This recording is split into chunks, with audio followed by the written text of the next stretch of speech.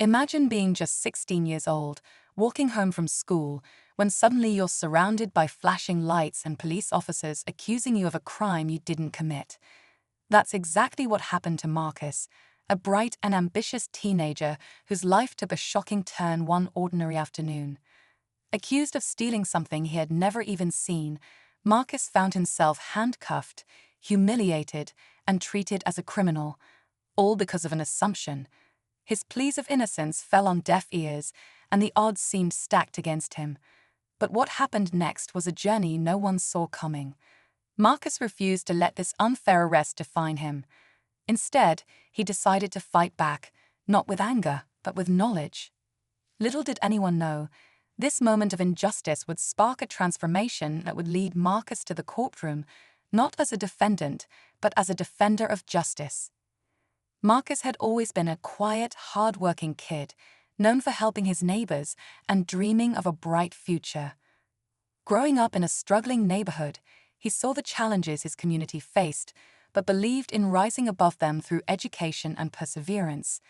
But that day, everything changed. The officers who arrested him didn't ask questions or listen to his side of the story. To them, Marcus fit a description, and that was enough. His family was devastated. His mother, a single parent juggling 2 jobs, couldn't understand how her son, who spent most of his time studying, could be accused of theft. Marcus was forced to spend a night in juvenile detention, surrounded by unfamiliar faces and fear. He felt powerless, like his voice didn't matter.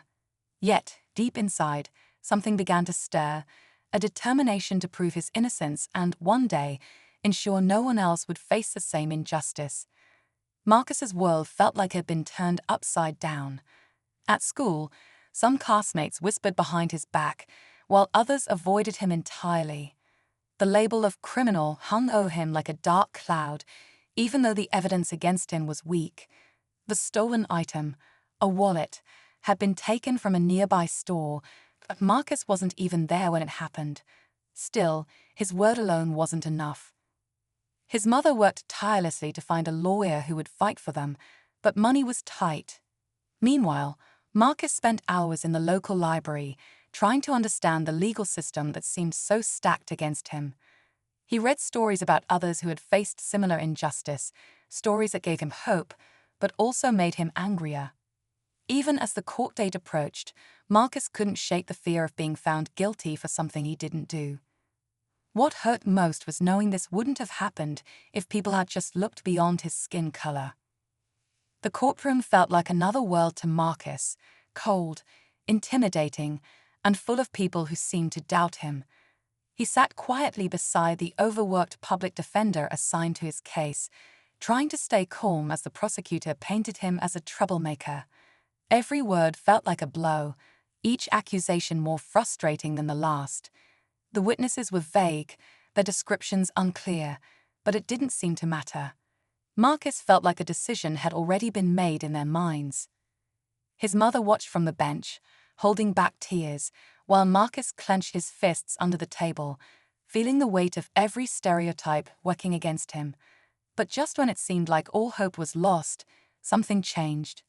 A store security tape surfaced, grainy, but clear enough to show Marcus wasn't even in the area when the crime occurred. The moment brought a flicker of hope, but the fight was far from over. Just when Marcus thought the security tape might save him, the prosecutor threw in an unexpected twist. They claimed the tape only proved Marcus wasn't at the store when the wallet was stolen, but what about after? A witness suddenly came forward, insisting they saw someone matching Marcus's description running down the street near the scene. It felt like a desperate attempt to hold the case together, but it still made the courtroom shift uneasily. Marcus couldn't believe it. He'd never even met this so-called witness, but their testimony seemed to sway the judge. His public defender, clearly overwhelmed, struggled to challenge the claims. Marcus's heart sank. He realized this wasn't just about proving his innocence. It was about fighting a system that seemed determined to make him guilty. Outside the courtroom, whispers of unfair treatment began to spread. Marcus's community rallied behind him, organizing to demand justice. But with the odds mounting and the trial nearing its end, Marcus couldn't help but wonder, would the truth be enough? As the trial reached its final day, Marcus sat anxiously, hoping the truth would finally shine through. His community had come together, filling the courtroom with support. But even with the security footage, it seemed like the odds were still against him. Then, something unexpected happened. A young store clerk, unnoticed until now, came forward with information that shattered the case.